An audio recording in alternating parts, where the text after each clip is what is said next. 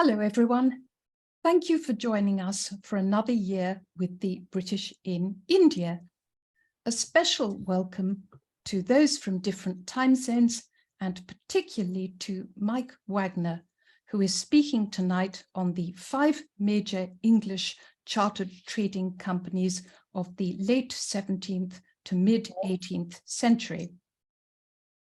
Mike is the author of the English Chartered Trading Companies 1688 to 1763, recently reprinted in paperback by Routledge and available for £30 through their website. He teaches courses in 18th century British history in the Department of Continuing Education at the University of Oxford.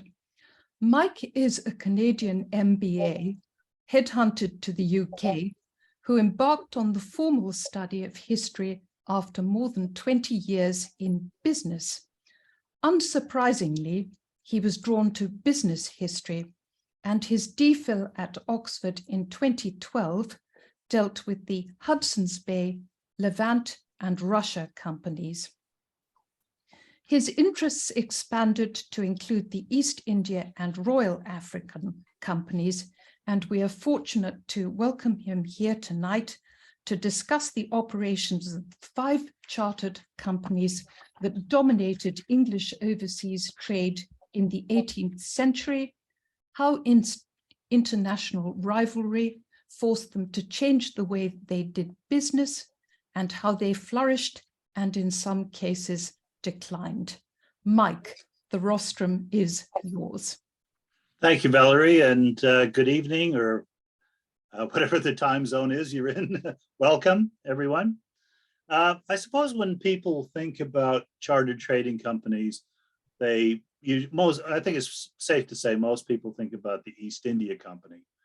And that's natural. It was the biggest company. It's had the most written about it. Many people have family connections to the company, but there were also other chartered companies.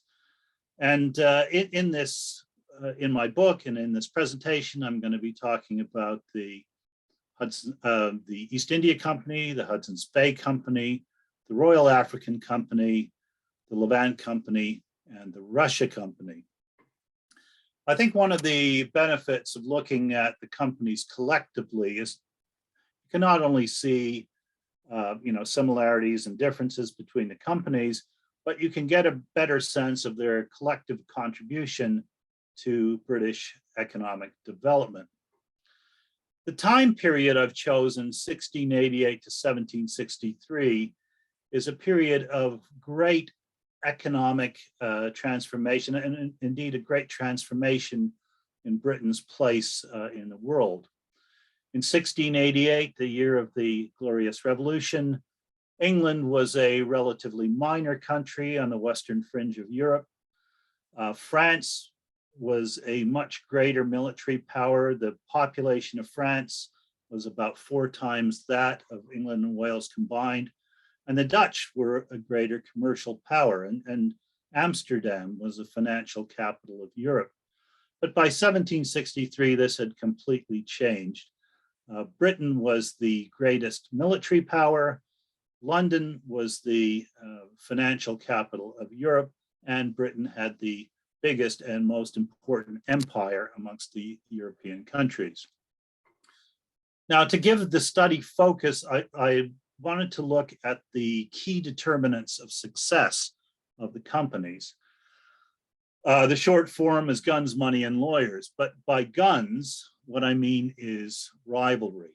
And the most important form of rivalry faced by the companies was international rivalry in overseas markets. However, in addition to that, the companies also faced periodic challenges from rivals within Britain. How did the companies respond to that rivalry? Well, you have to remember, this is a period before the Industrial Revolution. This is before Britain had an unassailable advantage in terms of the quality and price of its trade goods. So I believe the key way these companies responded was through innovation, and specifically financial innovation. And then finally, lawyers. This is in recognition of the fact that the company charters were subject to periodic legal challenges in Parliament. And the key thing for the companies in defending against these challenges was to demonstrate that they were financially viable. They wouldn't be a financial drain on the state.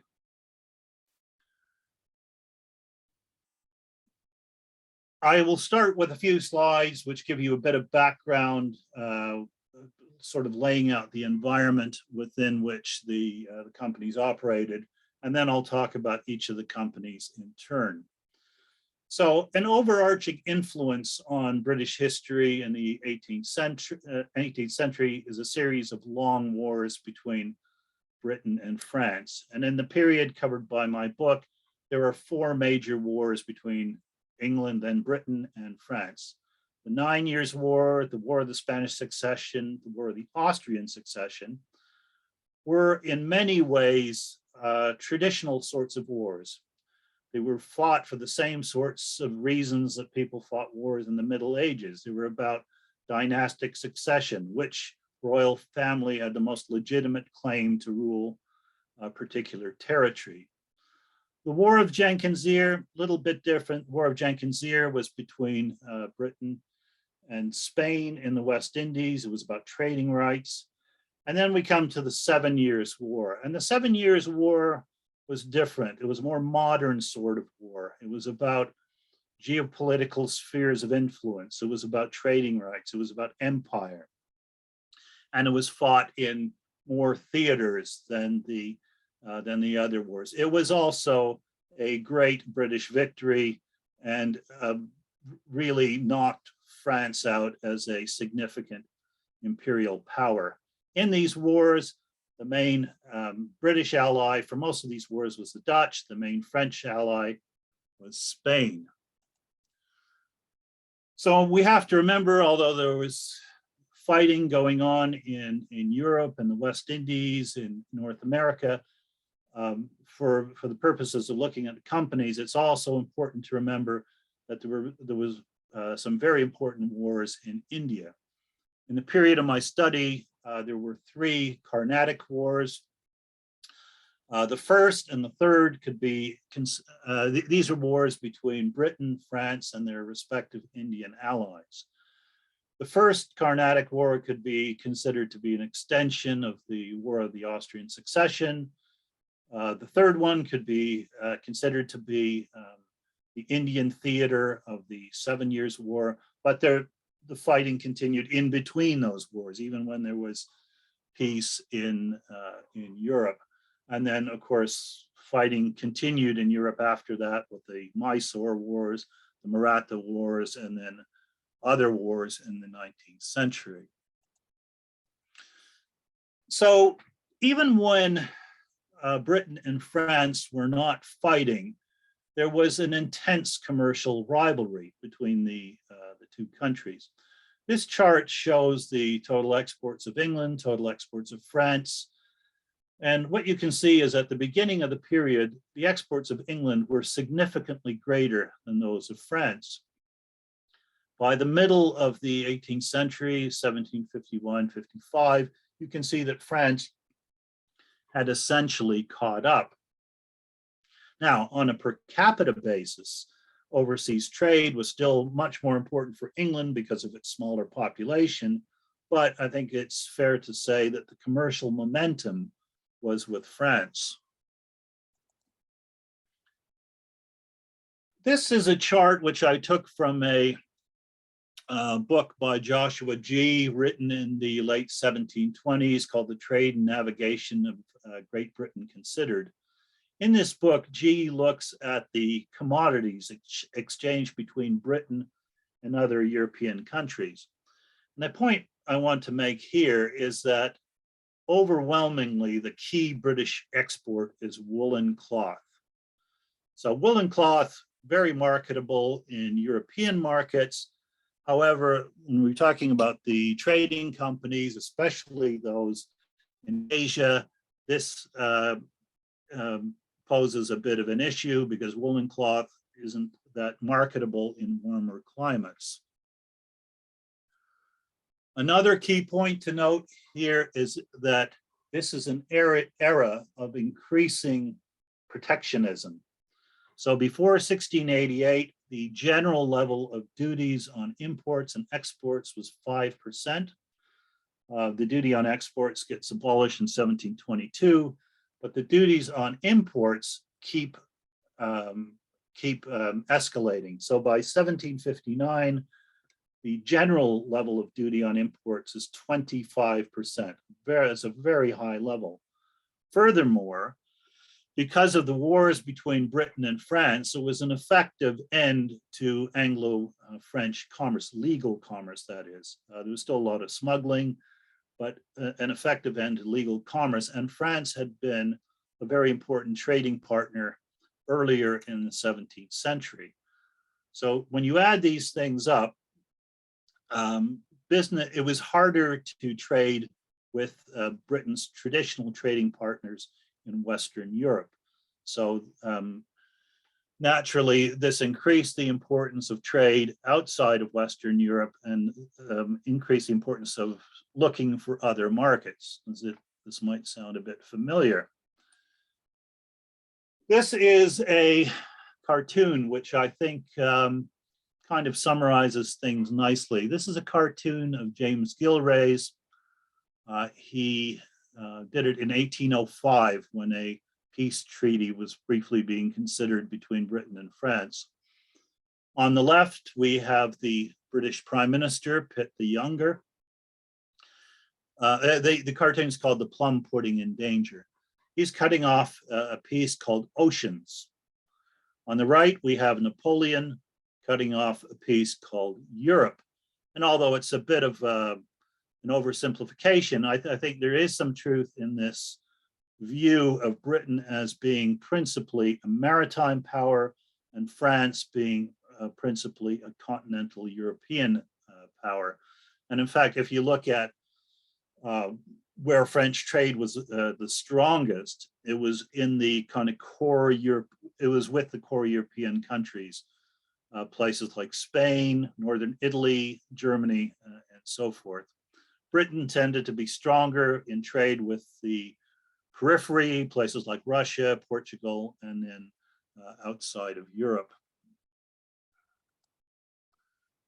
So before I get into the discussion of each of the companies, I think it's useful to just have a look at the map of the world in 1700 to see where the companies operated. And we'll start by looking east of England. And basically, the chartered company east of England traded with very large empires. So the Russia company, its trading area was the Russian Empire.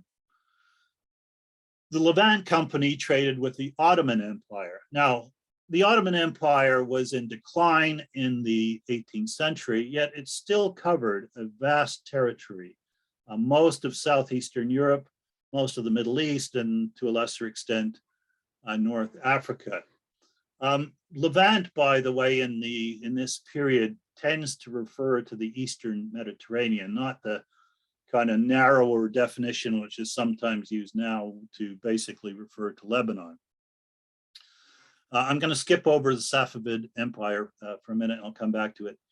East India Company, as I'm sure this audience will know, had trading rights in India, where we had the Mughal Empire, and China, where there was the Qing Empire. India was sort of contested to an extent between the trading companies. The East India Company traded with with Persia.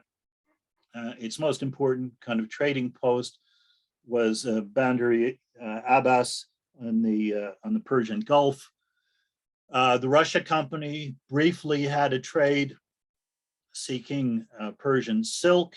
It was through Russia into Persia, but the company that was most reliant on Persian trade was the Levant Company, because the main import of the Levant Company into Britain was silk, and most of that silk until well into the 1720s, originated on the south shore of the Caspian Sea, and then it was taken by caravan to the ports of the Ottoman Empire. Now, if we look to the west, we have the Royal African Company, whose main mission was to export slaves from West Africa to principally the West Indies, to a much lesser extent to the Southern American colonies.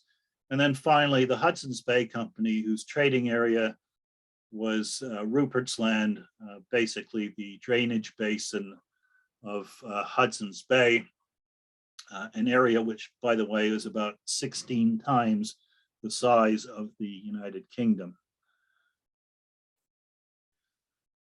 So just a brief word on the company charters. And I think it's important to understand what the state wanted from the companies. The first thing they wanted was profit, but profit was sort of defined in two main ways. So first of all, there was financial profit, and the main way of gaining financial profit was through the collection of taxes, customs duties. But the other key thing that the state wanted from the companies, because they were maritime companies and they employed lots of sailors, was to be able to draw on those sailors in times of war and conscript them into the Royal Navy. The state wanted the companies, to the extent possible, to be able for their to be responsible for their own security needs. So the ships were heavily armed, and soldiers were stationed in some of the forts. But this wasn't always possible. So, and the state had to intervene periodically with diplomatic support, and also, very importantly, the intervention of the Royal Navy. So, but the principle is, to the extent possible, let the companies bear most of the costs of the trade. So the companies, because they were maritime companies, had a special relationship with the Royal Navy. This is the Royal Navy flag for most of the 18th century. And you might see some similarities here between the Royal Navy flag and that of the East India Company. There's also a large country in North America whose flag looks a bit similar to this. So what did the Royal Navy provide to the companies? Well, the key thing is convoy support. Now, convoys are needed not just to protect against the navies of combatants during wars, like the Spanish and the French navies. Another very important factor was to protect against corsairs, as the French called them. These weren't pirates. These were private individuals who were licensed by their governments to attack enemy shipping, and they were a real issue during the 9 Years' War and the War of the Spanish Succession. In addition to corsairs or privateers, as the English called them, there were still pirates in the Mediterranean on the north, in North Africa, operating out of places like Tunis. The ships used by the companies varied greatly in size. The biggest ships, of course, were the East Indiamen, because of the length of the journey. Could be 6 to 8 months, a journey to India and then China. This is a picture of a reconstructed Dutch East Indiaman, 1,100 tons, carried a crew of some 300 men, including some soldiers. The Levant Company, very heavily armed ships, but the ships were 200 to 300 tons. Hudson's Bay Company ships were about 160 tons, crew of maybe between 30 and 50 men. So huge difference in terms of the size of the ships. There were two corporate forms of chartered companies. So one form, which applied to the Russia and Levant companies, they were known as regulated companies. Essentially, they were associations of merchants. You can consider them to be kind of an evolution of the medieval guilds. So to join one of these companies, you had to pay an admission fee and abide by certain regulations, which they established. But the individual merchants traded in their own right. There was no pooling of capital and division of profits for the companies as a whole. The East India, Hudson's Bay, and Royal African companies were different. They were more modern sorts of companies, joint stock companies. They raised money by selling shares to the public, and they could also sell bonds. So let's start our review of the companies with the first to be chartered, the Russia Company. When it was chartered in 1555, it was known as the Muscovy Company. It only became widely known as the Russia Company in the early 18th century during the reign of Peter the Great. So there was a lot of excitement when the Russia Company was first chartered, but people had very little knowledge of Russia at the time. The original trade into Russia went via the northern route through the White Sea into Archangel. And for the first 150 years or so of its existence, the Russia Company's business was very modest. This all changed at the beginning of the 18th century when Russia defeated Sweden in the Great Northern War and acquired an outlet on the Baltic. So Russia acquired very important ports like Riga and Narva, but the key thing for British merchants was the establishment of the Russian capital at St. Petersburg.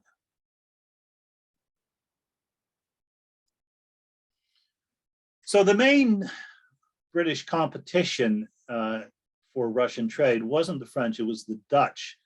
The Dutch had dominated Western trade with Russia in the 17th century. And the key part of the Dutch advantage was the fact that the Dutch dominated the monetary system used in overseas trade. So Russian customs duties were paid in Dutch currency. Bills of exchange associated with Russian trade were typically settled in Amsterdam. And this gave Dutch merchants an inherent price advantage in trading, and it's been estimated to be about a 10 to 15% price advantage in trading with Russia. This all started to change when Britain and Russia concluded a commerce treaty, a trade treaty in 1734, and that provided the platform for the acceleration of British trade with Russia. So although the Dutch were still dominant in places like Riga and Archangel, the British became the dominant merchants in the new Russian capital of St. Petersburg. And this is a picture of a street in St. Petersburg called the English Embankment. And this is where the Russia Company had its headquarters. So why was Britain interested in trading with Russia? And this chart provides a clue. You can see there is a huge growth in the Navy in the second half of the 18th century. And Russia was the main source of naval stores for Britain in the second half of the 18th century. Naval stores were things needed to build a ship in the 18th century. Hemp for rope, timber, tar, pitch, etc. And in the second half of the 18th century, the Russian trade became so important that Russia was the leading importer, European importer of goods into Britain.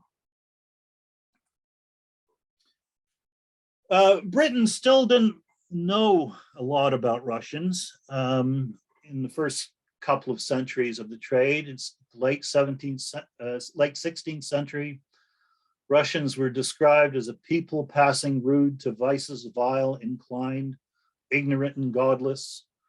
Late 17th century hadn't changed that much. Russians have no learning, nor will suffer it to be among them. By the 18th century, things are changing. Peter the Great, he visited the Dutch Republic, he visited England. He's described as a most genuine and active prince, and after him, Catherine the Great, there's growing interest in Russian culture under her reign. And I think part of the reason for the change in perceptions in the 18th century is Russia was in an expansionist mode. It was not only gaining access to the Baltic under Catherine the Great, there was expansion into Poland, and there was expansion in the south to the North Shore of the Black Sea, including places like Crimea. Now let's turn to the second company, the Levant Company. So the two main trade centers for British merchants in the Levant were Smyrna, which is modern Izmir in Turkey, and Aleppo. Constantinople was also a trade center, but it was more important as the capital of the Ottoman Empire and the center of diplomacy. And Leghorn or Livorno in modern Tuscany was an important entrepot for trade between Britain and the Eastern Mediterranean. The Levant Company imported various commodities from the Ottoman Empire, things like carpets and coffee, etc. But by far and away, the most important was silk. And as I mentioned earlier, a lot of that silk originally originated in Persia from a place called Gilan province, which has sort of a subtropical climate on the southern shore of the Caspian Sea. Once the Persian silk supplies were disrupted, other sources of silk were developed within Turkey. Now, the French were the main competitors for the Levant Company, and the Levant trade was always far more important to the French than it was to the British. Part of the reason was that the British tended to be friendly with the enemies of the Ottomans. They tended to be friendly with the Austrians and the Russians, and the French helped the Ottomans by mediating peace treaties after the quite frequent wars between those powers. And in 1740, there was a Franco-Ottoman treaty negotiated. This is sort of like the Anglo-Russian Commerce Treaty of 1734. And this established France as the preferred Western trading partner of the Ottomans. By the 1770s, French exports were 10 times that of Britain to the Ottoman Empire. Several reasons for that. Geography is one. Marseille is a lot closer to the Eastern Mediterranean than London, but also the French were just more interested in a broader range of imports. Mohair was a very important import. Coffee was a very important import. So the British trade was in serious decline. British trade to the Levant was in serious decline for most of the 18th century, but then had a miraculous renaissance right at the end, driven by the Industrial Revolution, voracious appetite for cotton imports, and Egypt was one of the key sources of cotton. The Levant trade was quite dangerous. So, merchants leaving Britain to go to the Levant had to deal with French corsairs off the northern coast of France. They had to deal with the Spanish Navy when Spain was a hostile power. The main French naval base in the Mediterranean was at Toulon, and then you had pirates from North Africa. So Levant Company members became experts in marine insurance. And when two new joint stock marine insurance companies were established in 1720, London Assurance and the Royal Exchange Assurance, Levant Company members were very prominent as directors of those companies. The Western merchants how were they treated in the Levant? Well, Western merchants tended to be grouped into certain areas of cities. So in Smyrna, they were grouped in an area called Frank Street. And, you'd have the Dutch, the French, the English, all very closely positioned together. This is a picture of what was the Levant Company headquarters in Aleppo. It sadly no longer exists. And, the young men who were sent out there had to be quite careful. They were, about what they were up to. They were locked up at night for their own protection, and they were escorted by armed guards when they went out into the town. One of the features of the Levant trade is the Levant merchants actually did not often deal with Turkish officials or Ottoman officials. Most of the people they dealt with in places like Smyrna and Aleppo tended to be middlemen. They were often Jewish, and the silk trade from Persia was, for a large part of the period we're looking at, dominated by Armenian merchants. So now we're jumping forward in time to the Hudson's Bay and Royal African companies.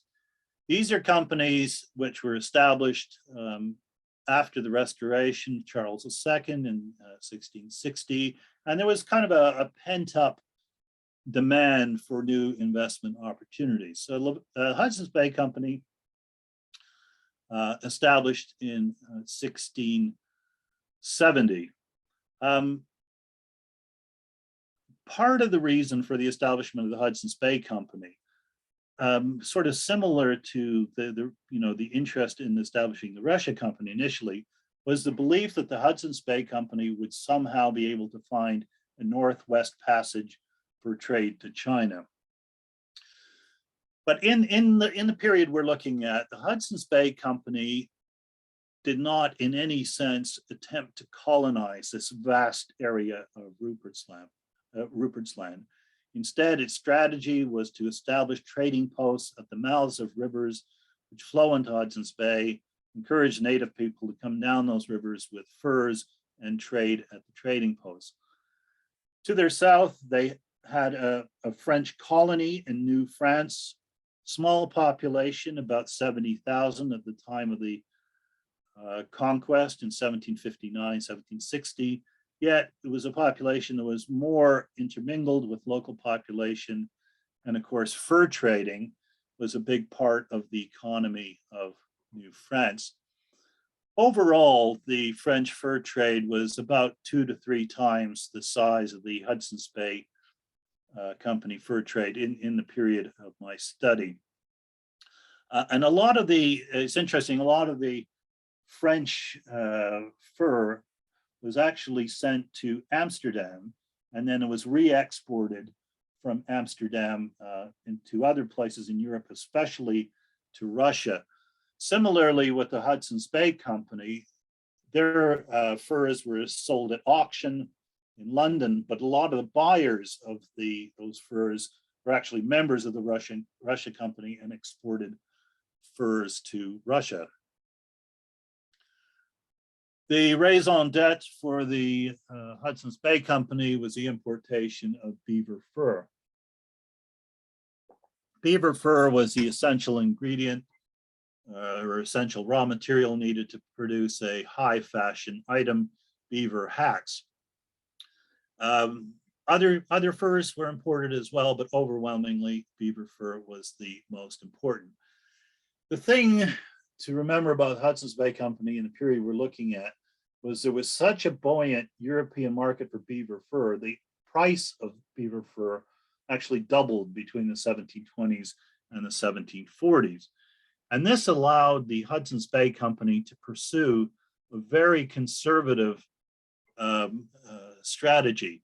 Hudson's Bay Company wanted to tightly control expenses, not greatly expand their business, but because of this buoyant demand, they were able to make increasing profits just by restricting their activities. The Hudson's Bay Company paid dividends every year between 1718 and 1782, a really remarkable record of financial stability. And those dividend payments were typically set at a couple of percentage points higher than those of the East India Company. They were also able to build an increasing portfolio of investments, and they had no requirement for external borrowing really from the 1720s onwards. One of the things to note about the Hudson's Bay Company is that some 80% plus of their employees in North America were Orcadians from the Orkney Islands. So when the ships left Gravesend to go to Hudson's Bay, they'd go up the east coast of Britain and they'd stop in at Stromness and they'd pick up fresh water and men. The men were effectively indentured servants. They typically signed up on contracts for 5 years, and although the salaries seem very modest to us, they were able to save quite a bit of that and go back and establish themselves back in the Orkneys after their contract was over. Now, the Royal African Company, established in 1672, and its main mission in life was transporting slaves from Africa to the colonies in the West Indies. The main, most important forts in Africa, West Africa, were Cape Coast Castle in Ghana, James Fort in Gambia, and the most important ports in the West Indies were Bridgetown in Barbados and Port Royal in Jamaica. So I think it's important just to remind ourselves about the extent of the British involvement in the slave trade. During the period 1662 to 1807, Britain was the biggest slave trader amongst the European countries. The biggest destination for slaves was Brazil, but Britain was the biggest slave trader. And that's because Britain not only supplied slaves to the British colonies, Britain also supplied a significant number of slaves to the Spanish colonies, and Spain tended to outsource a large part of its slave requirements. So some 3.4 million people were embarked on the ships. A little under 3 million arrived. About 450,000 people died in transit in the 6 to 8 week period of the Middle Passage. Competition for the Royal African Company was always a very tenuous financial proposition. The real money in the slave trade and slavery wasn't in buying and selling slaves. The real money was in the other businesses, owning a plantation and selling the sugar in European markets. The Royal African Company competed with other Europeans in Africa, mainly the Dutch and the French. But the biggest competition they faced was from private British slave traders. Royal African Company had a very difficult group of customers, the plantation owners. They tended to be quite rich and they were very politically powerful. There was a large very large and influential West Indian interest in Parliament. And they were constantly agitating for more slaves, cheaper slaves, and this established pressure to open up the trade to private slave traders. And the other thing about the plantation owners was they were notoriously bad payers, so they accumulated a lot of bad debt. And the Royal African Company, its level of expenses was just too high for the volume of its business. So it was subject to a number of debates in Parliament. 1698, cracks are already appearing. Private trading is permitted, subject to 10% duty to support the RAC's forts. 1712, that duty payment requirement ends entirely. By 1730, the Royal African Company is depending on a direct parliamentary subsidy to support its forts and basically gets out of the slave business and tries to develop other sorts of African business like gold and ivory. But by 1750, the company is basically out of business. This is Cape Coast Castle, picture, now a bit of a tourist destination. I think this chart is interesting because it gives you an idea of what the European presence in West Africa really consisted of. So in the RAC's forts in 1729, 149 officers and soldiers, 22 skilled craftsmen, and 702 people who are euphemistically described as Black servants. Now, East India Company. So East India Company, English East India Company, chartered in 1600. It's actually 2 years before the Dutch East India Company. But the Dutch East India Company got off to a flying start and had more significant gains in the 17th century. English, as you know, the three main centers for British trade in India became Bombay, Madras, and Calcutta. And Calcutta became, the capital of British India. Bengal became the most important area of trade. But for a large part of the period that I'm looking at, Madras was at least as important. And then trade with China was filtered through the port of Canton. Very important point here. Why did the Mughals want to trade with the West? Well, in short, the answer is silver. So the Mughal economy began to convert to silver-based currency as early as in the reign of Akbar. And what made, and so there's a great demand for silver in both India and China. And what makes the trade with the West work is that silver, which originates principally in the Spanish colonies in Mexico and Peru, is much cheaper in the West than it is in the East. India and China had quite limited interest in Western trade goods, in things like broadcloth, very interested in silver. Really, the only significant source of silver in Asia was in Japan, but the Dutch effectively had a monopoly of trade with Japan. So until the mid-18th century, about 3/4 of British exports to Asia consisted of silver. This is a very fundamental point. This is an analysis I did of the East India Company's cash outflow in 1682.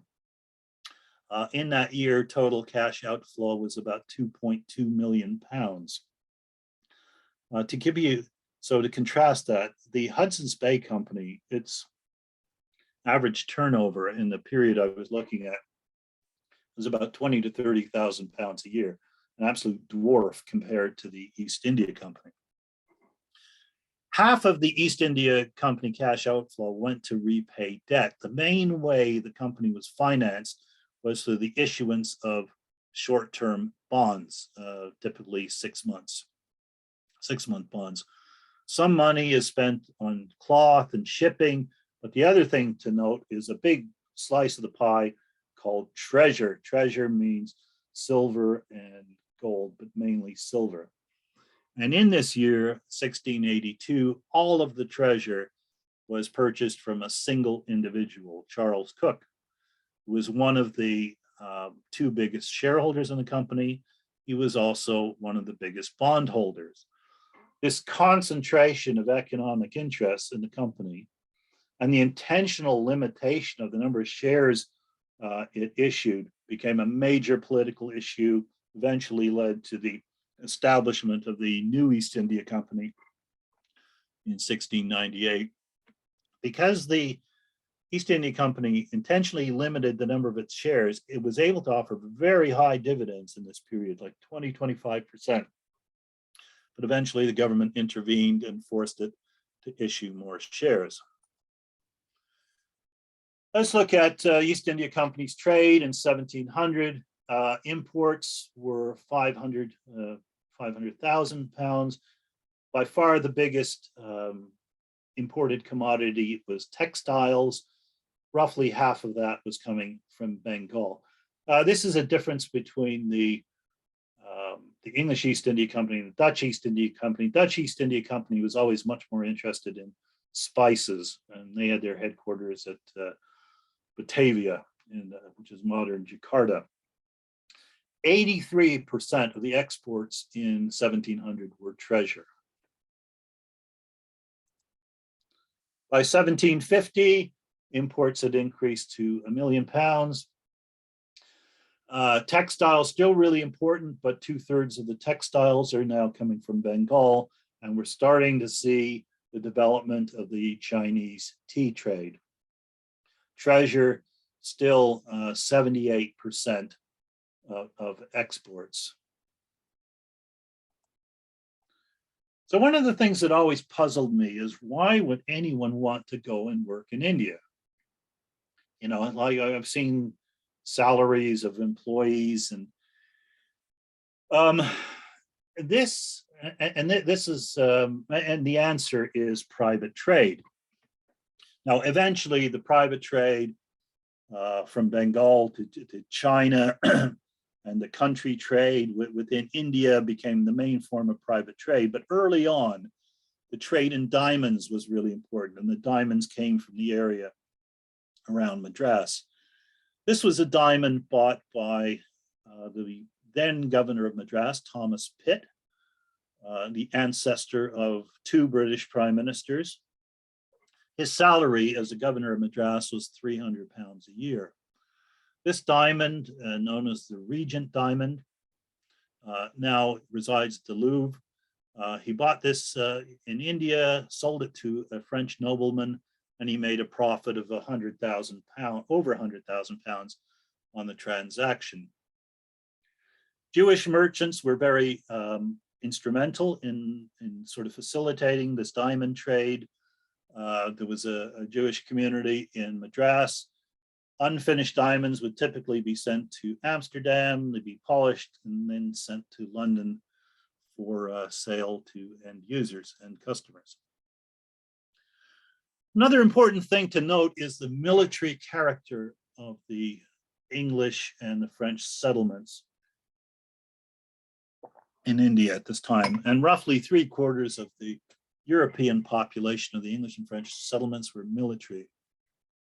I think, as probably everybody here on this call knows, the English and French armies were comprised of over 90% sepoys, and this, or sort of native troops. And as the warfare continued throughout the 18th century into the 19th century, the Indian army actually grew to be bigger than the British army just before the Napoleonic Wars. And the problem with having such a large percentage of basically mercenary troops was that the ability to pay military expenses was essential to avoid desertion, and it put very great financial pressure on the company. So the French weren't always defeated in these battles with the British. 1746, the French captured Madras, returned to Britain in 1748. Plassey, we know about, 1757, which gave British the effective control of Bengal.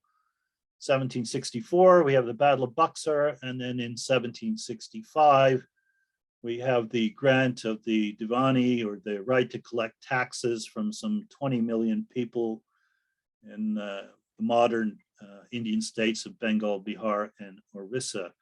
And, you know, there's a lot been written about how the East India Company effectively acted as a company state within its presidencies from the outset. But this really kind of changed the scale of Britain's involvement effectively as a government in India, the Divani in 1765. The East India Company, in part because of its distance from Britain, increasingly had to develop its own sort of monetary system within India. I mean, there was a debt management it had to deal with in Britain. It had to procure silver and gold. But in India, the East India Company was very reliant on dealing with local financiers, local merchants.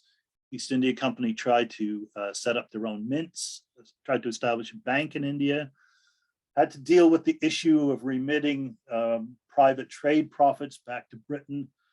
And some of the organizations that rose to meet this demand, the agency houses in particular, became very important sort of commercial organizations in the last quarter of the century. Probably most famously, there was Jardine Matheson, who were key in the trade to China. China, you know, trade was filtered through Canton. The Chinese were very reluctant to have kind of unrestricted interaction between Western merchants and the local population.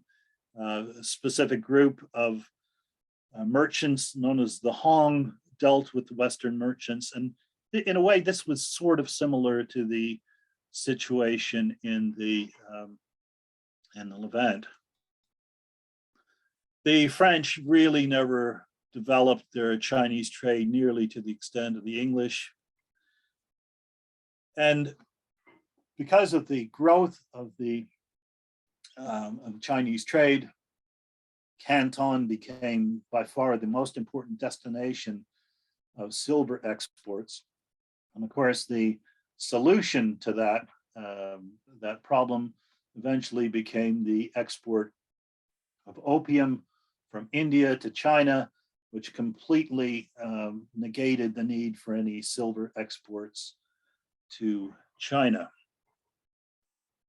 and then led to the opium wars of the 19th century. So, sort of to recap, relationships between the companies and the overseas populations. I think the place where the interactions with Western merchants, interactions of the chartered companies with the local people was most restricted was in China. In Africa, the Royal Africa Company's presence was limited to commercial interaction around their forts.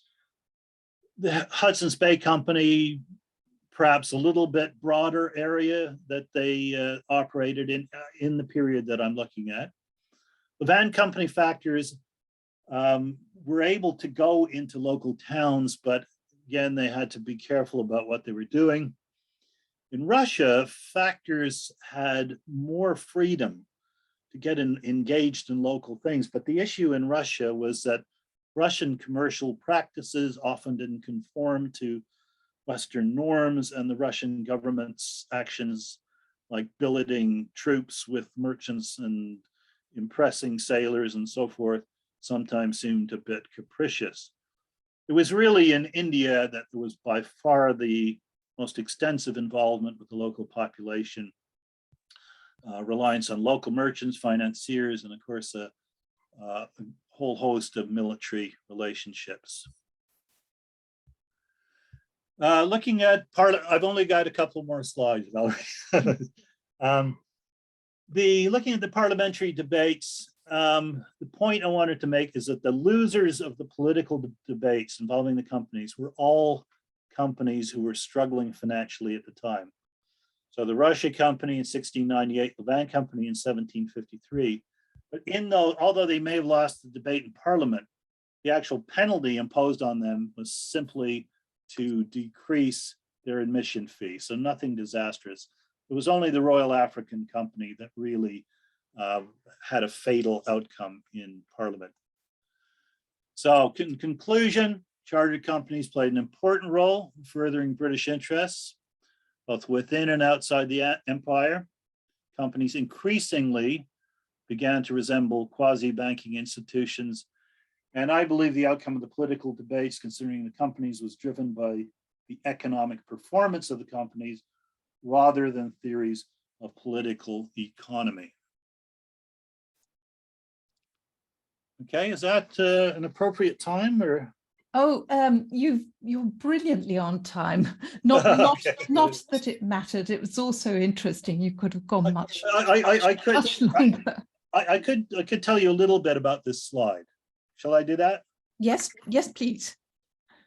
So I think I find these are kind of symbols of the companies, and I thought it was interesting to look at the mottos of the companies and how they changed over time.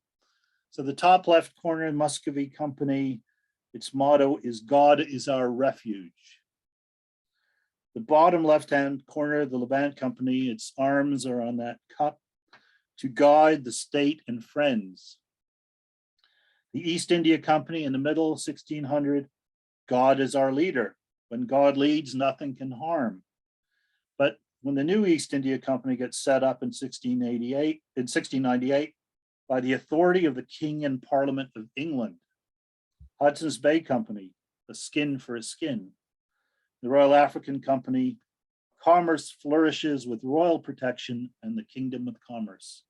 So there's a lot, as the companies get older, they mature, a lot less reliance on God, more reliance on Parliament and commercial success. Okay, that's it. Thank you. Mike, thank you very much for your fascinating talk, and thank you too for plugging a gap in the literature by illuminating the operations of all the major trading companies of the 18th century and the connections between them. We've got a few questions here, so I won't burble on with platitudes, but really it was such a splendid lecture and your canvas was so very broad. It was really very rewarding for all of us listening to you. I'm going to lead with a question from me, and I wanted to ask you about factories and forts. Did the companies build forts in response to wars with their rivals, or was it usual to build a fort to protect a factory? Should we assume that most forts began as trading places, factories, that were then fortified? Yeah, that's an interesting question. There's a difference between the regulated companies and the joint stock companies.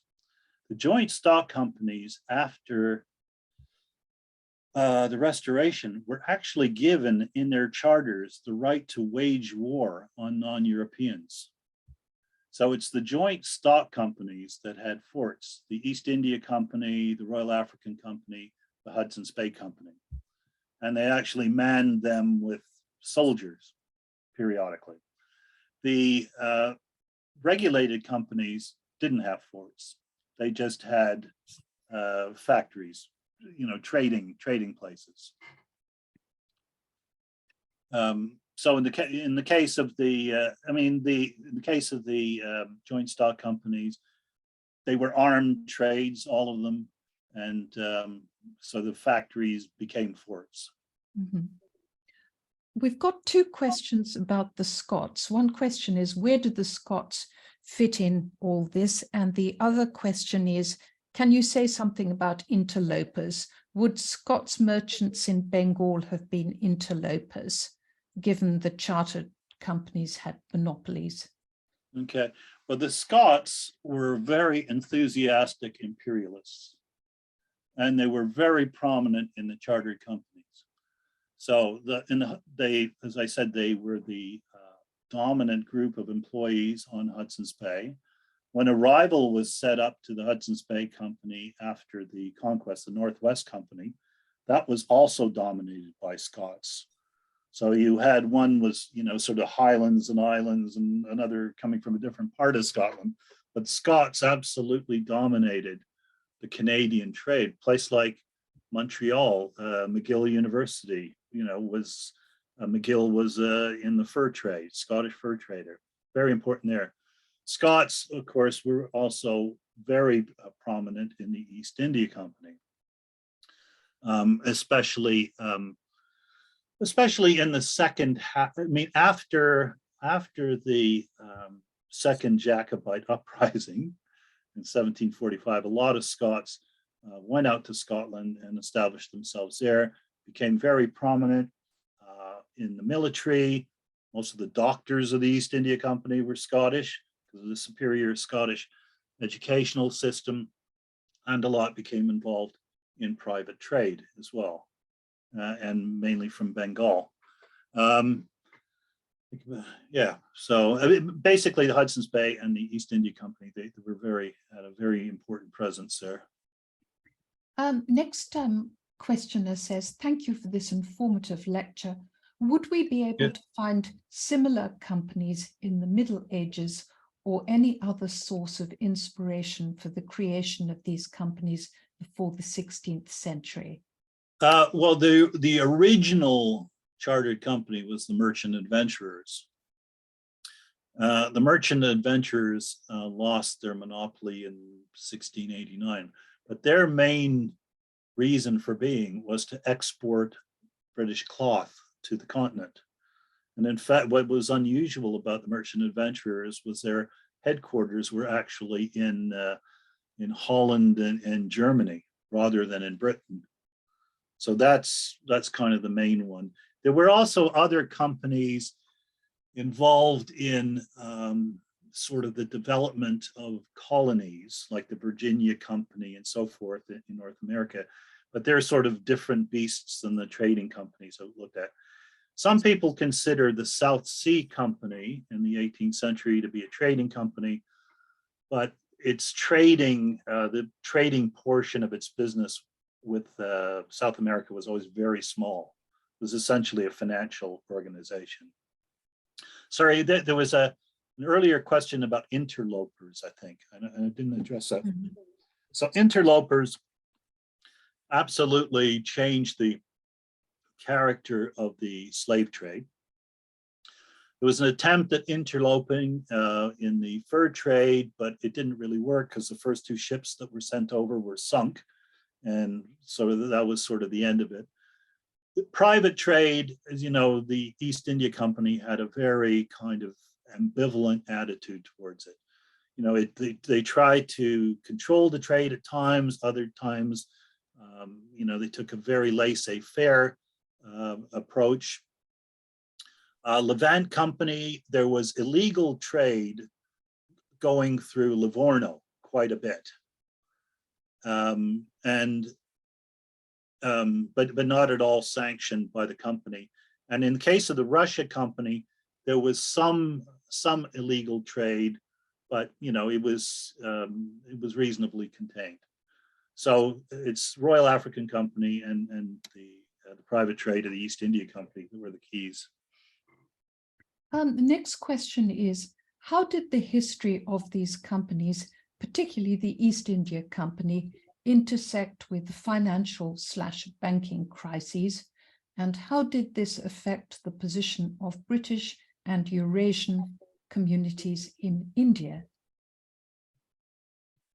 Sorry, which financial banking crises are we talking about? The recent ones?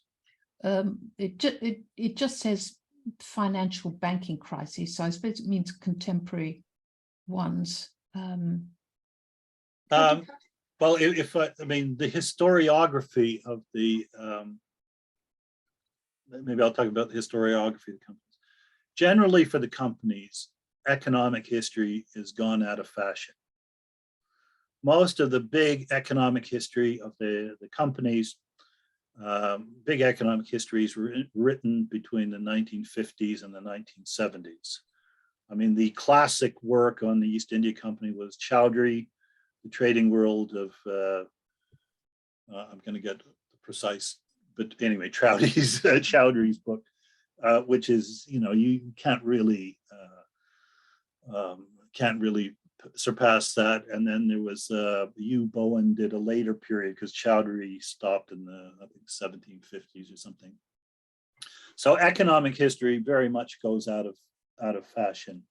And instead we have a whole range of studies now looking at kind of the social development, the influence of the companies on identity. That's a really big thing in for the Hudson's Bay Company in the 19th century. And the big thing, I would suppose in terms of the East India Company, the big thing in the historiography was the book by Philip Stern, The Company State, where he's arguing that the East India Company was sort of a hybrid company and a state. And a lot of people have taken inspiration from that and tried to apply the model to other companies. I think it works much more successfully for the East India Company than other companies, but it's still well worth looking at. Next question is, how did the operations of the British chartered companies compare with trading companies established by other European powers? For example, the French, Germans, and Belgians. Okay, well, the French companies, the French tried to establish a number of companies in imitation of the English and Dutch companies under Colbert. Colbert, who was the economic minister of Louis XIV. And the problem with most of these companies, which weren't very successful at all, was that they were terribly undercapitalized. So the French East India Company, I think, was taken over by the French government in the 1760s, but it was chronically short of funds. Britain in overseas trade had an inherent advantage because it had established the Bank of England in 1694. Interest rates were much lower in Britain than they were in France, and this was a big advantage in fighting wars and trading. The Dutch, I mean, the only company I think that really rivals the British companies was the Dutch East India Company. Much more successful at the start, but then, the East India Company became sort of, was fighting all these wars. The Dutch didn't employ as many sepoys as either the English or the French. So it didn't conquer as much territory, and the Dutch business started to fade away in the late 18th century. There was an Ostend company, which was in business for a while. Where is Ostend? In Belgium? Or is that in Holland? I think it's in Belgium. That was basically forced out of business in the middle of the 18th century. So they weren't significant.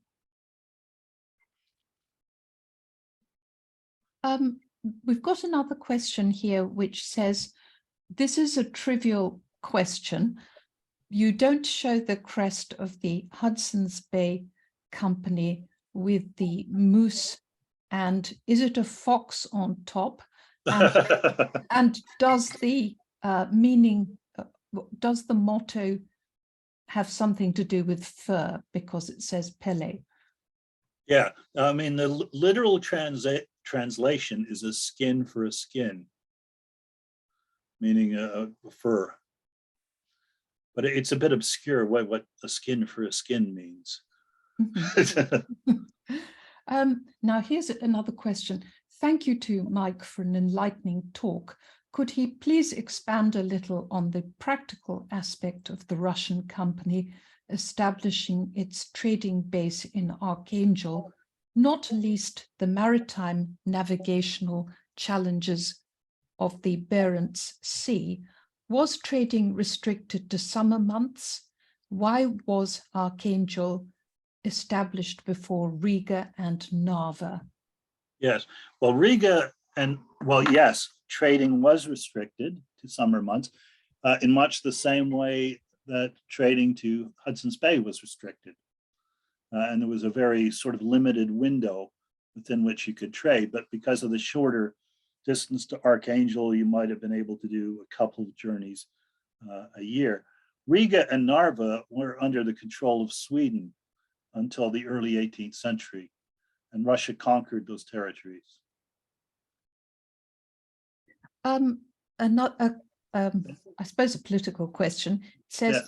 what lessons do the English chartered trading companies have for British politicians seeking trade deals with powerful Well, the first point I would make nations? is the success of the companies had nothing to do with free trade. This was an era of industrial or of commercial protection, escalating tariffs. And a lot of the great success of the companies came in areas where they were dealing either with imperial or protected markets. I'd say the other big lesson is in order to succeed in trade deals, you have to have something that people want to buy. So Britain was just lucky in this period that there was such an insatiable demand for silver in the East. And Britain was able to acquire silver at reasonable prices from the Spanish colonies. So I'm not sure there are, yeah, I mean, I think a lot of the things that, you know, when people talk about trade deals with India and China, the first question I have is, well, what are you going to sell them? Yeah. We've got another question and it is actually about silver, and you've actually answered half of it. And the question is, where did Britain get its silver, and how did it pay for its silver, seeing as British cloth didn't sell too well? So they could buy, originally they buy precious metals from goldsmiths. Later on, the Bank of England began to sell silver, and then they bought it directly from Cadiz. And a lot of it was Britain had a big trade with the Dutch. And so the Dutch owed Britain money, and that money was used to buy a lot of the silver.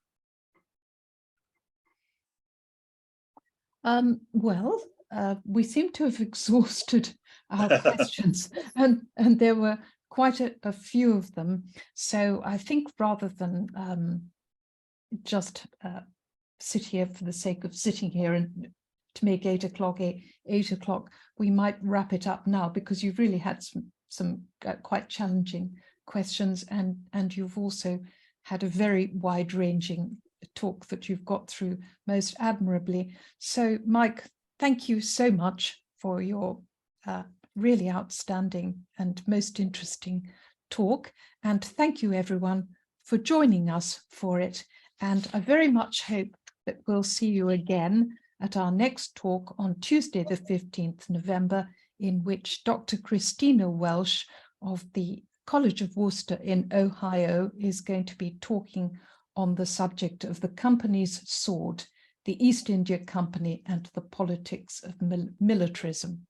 So now we've got something that's just come up in the chat box, and someone just says, thank you, fascinating. And there are a few other comments along those lines.